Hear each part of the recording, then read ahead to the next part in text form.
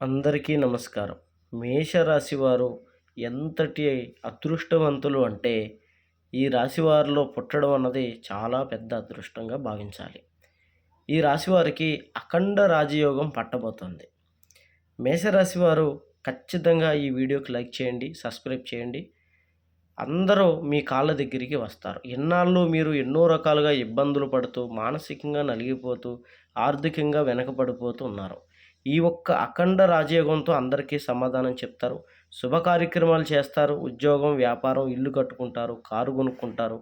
విపరీతమైనటువంటి ధనలాభంతో చాలా వర్ధిల్లుతారు. ప్రేమించిన వాళ్ళు కూడా మీ కాళ్ళ దగ్గరికి వస్తారు.